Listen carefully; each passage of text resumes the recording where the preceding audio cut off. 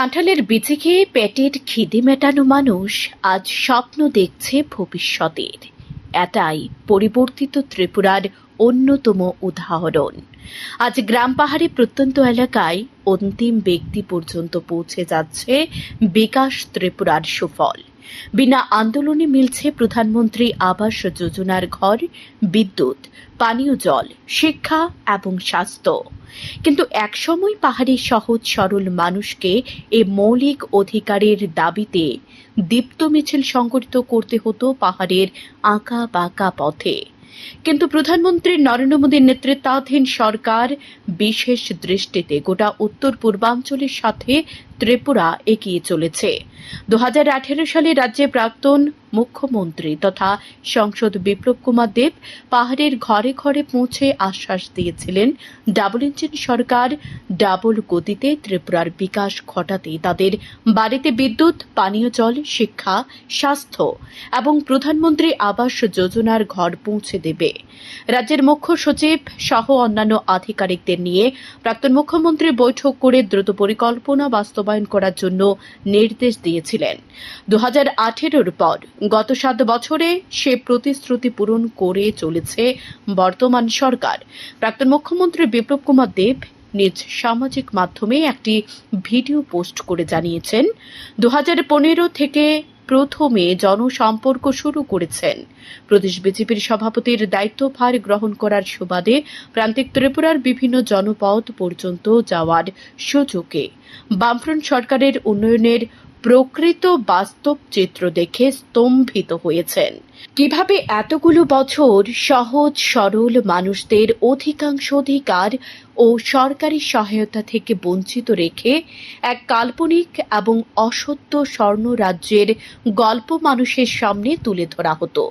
ক্ষমতার আস্ফলনে পদদলিত হয়েছে নিরীহ মানুষের ভবিষ্যৎ।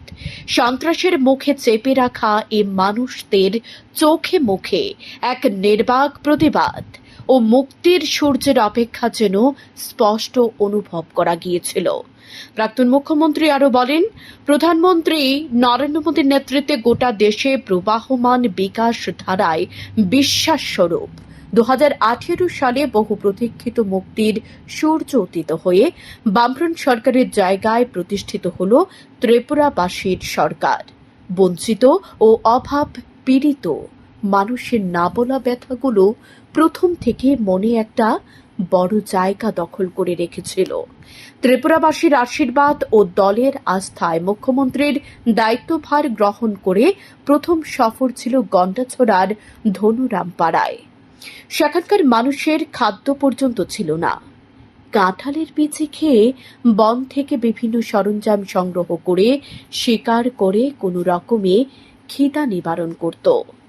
তাঁদের কাছে সমস্ত সরকারি সুযোগ ও নাগরিক অধিকারগুলো পৌঁছে দিয়ে তারাও যেন সমাজের সকল অংশের মানুষের মতো সমানভাবে মাথা উঁচু করে বাঁচতে পারে, সেই উদ্যোগ শুরু হয়।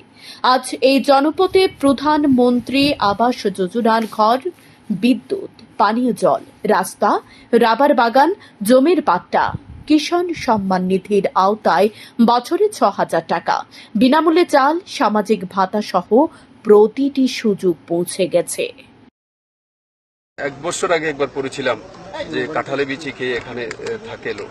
তারপর আবার পরে দেখলাম আবার ধনিরামপাড়াতে ইলেকট্রিসিটি নেই, এখানে স্কুল নেই, লোক পড়াশোনা করতে পারে না, খেতে পায় না। তো দেখে আমার স্বাভাবিকভাবে আমি জনতার জন্য কাজ করতে চাই, পার্টি তো করি, আমার কষ্ট হয়েছে। তো আমি এখানে ছুটে এসেছিলাম আর আমি প্র্যাকটিক্যালি সেটা দেখেছি।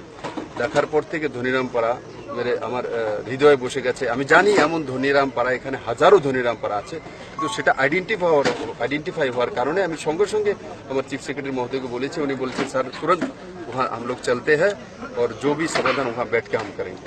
আর আমার পুরা ভরসা আমার সিস্টেমের উপরে, আমার সেক্রেটারির উপরে। ওনারা কাজ করে দেখাবেন। আপনারা একটু সময় দিন, সারা ত্রিপুরাতে ঘুরবো, আর যেখানে অন দ্য স্পট গিয়ে ওখানে সমস্যা ওখানে সমাধান করব। যারাই চুরি সুসামি করে, কন্ট্রাক্টরই হোক বা অফিসার হোক, এই ধরনের করে, তারা যাতে ত্রিপুরা ছেড়ে দেয়।